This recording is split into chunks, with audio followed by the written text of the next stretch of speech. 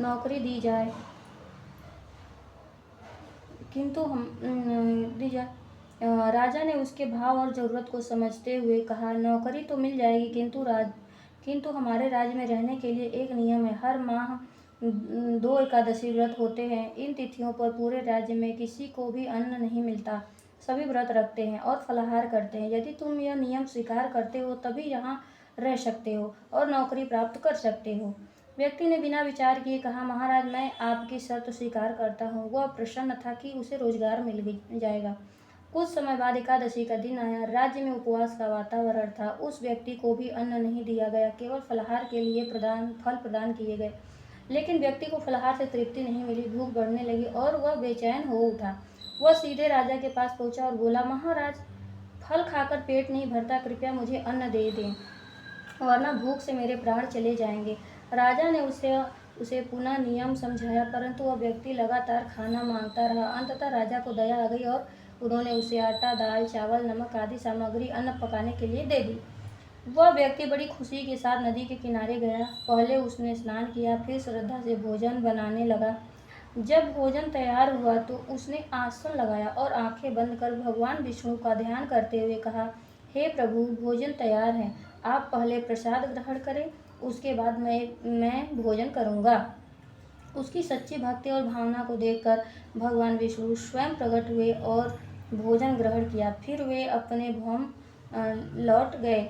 व्यक्ति भी भोजन कर प्रसन्नतापूर्वक अपने कार्य में लग गया। अगली एकादशी के समय वह फिर राजा के पास पहुंचा और बोला, महाराज, इस बार मुझे पिछली बार से 2 गुना अन्न दें। राजा ने चकित होकर पूछा, 2 गुना अन्न क्यों? उसने सरलता से उत्तर दिया, पिछली बार भगवान विष्णु स्वयं भोजन करने आए थे। आधा अन्न उन्होंने खाया, आधा मैंने, इसलिए पेट पूरा नहीं भरा। राजा यह सुनकर हैरान हो गया। उसने मन ही मन सोचा, मैं तो वर्षों से एकादशी का व्रत करता हूँ, भगवान की पूजा करता हूँ, फिर भी आज तक दर्शन नहीं हुए, और यह व्यक्ति कहता है कि भगवान उसके बुलाने पर भोजन करने आए।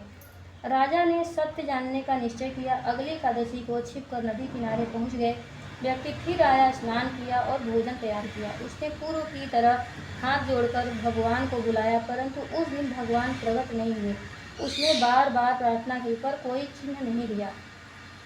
आखिर उसने भगवान से व्याकुल होकर कहा, यदि आप नहीं आए तो मैं अपने प्राण त्याग दूंगा। और वह नदी में कूदने को ही था कि उसी क्षण भगवान विष्णु साक्षात प्रकट हुए और उसे रोक लिया। भगवान ने कहा, वत्स, तुम्हारी सच्ची भक्ति ने मुझे बांध लिया है। फिर उन्होंने उसके साथ भोजन किया और भोजन के बाद उसे अपने विमान पर बैठाकर वैकुंठ धाम ले गए। यह दिव्य दृश्य देखकर राजा की आंखें खुल गईं। उसे समझ आ गया कि व्रत का मूल्य केवल बाहरी आडंबर में नहीं, बल्कि शुद्ध मन, सच्ची भावना और निष्कपट भक्ति में है। केवल औपचारिकता से व्रत करने वाले को फल नहीं मिलता, बल्कि वह फल उसे मिलता है जो तन मन धन से पूर्ण प्रेम और समर्पण के साथ भगवान को पुकारता है। उस दिन राजा ने व्रत और पूजा केवल रीति रिवाज के रूप में नहीं, बल्कि सच्चे हृदय और श्रद्धा से करना आरंभ कर दिया। अंततः उसके जीवन पर भी भगवान विष्णु की कृपा हुई और उसे मोक्ष की प्राप्ति हुई। बोलो भगवान विष्णु माता लक्ष्मी की जय। कथा समाप्त हुई। कथा समाप्त होने के बाद भगवान विष्णु माता लक्ष्मी का आरती करना चाहिए।